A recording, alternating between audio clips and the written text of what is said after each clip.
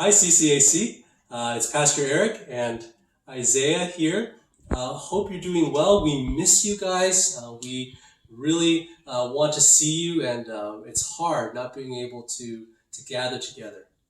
And that's kind of what I wanted to talk about this week as the subject of my encouragement. You know, there is a lot that we can be grateful for in this season. For us, for example, in our family, we are grateful for a little bit more time together, a little bit more time with me and Isaiah. We're grateful that we're healthy.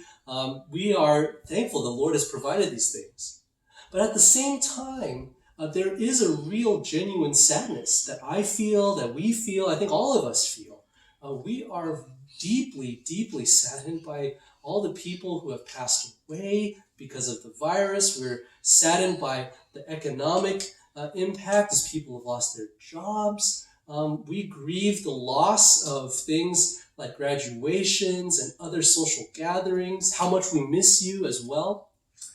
So while there is a lot to be grateful for in this season, I also want to acknowledge that there's a lot to be sad about too. And the beautiful thing is that God welcomes both our gratitude and our sorrow. As we saw in Psalm 42 a couple of weeks ago in Sunday seminar, God wants us to bring our griefs, our laments before Him, to pour out our hearts before Him, as it says in Psalm 62:8.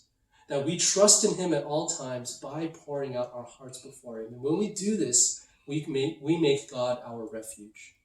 So I just want to encourage us this week that if you're feeling sad, or if you're grieving, if you're going through a tough time, that's in a sense okay, because that's the reality. It is a tough time. It is a difficult time. But the reality also is that we are not hopeless, that God is in control. God is still good to His people, and that He welcomes us to take refuge in Him. So if you're feeling grieved or sad this week, go to God. He is a refuge for us. I also wanted to give a little preview for our sermon this Sunday. We're going to be going through Ephesians chapter 4, verses 17 through 24. Now, in this section, Paul moves from talking about the church as a corporate whole to talking about Christians as individuals. And so as you read that passage, maybe ask yourself, how does Paul describe your life before Jesus? And how does Paul describe your life after Jesus? We're going to look at that passage in more detail this Sunday. I'm praying for our time. Bless you, Isaiah.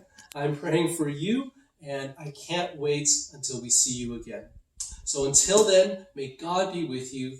We miss you. I miss you. And we'll see you on Sunday.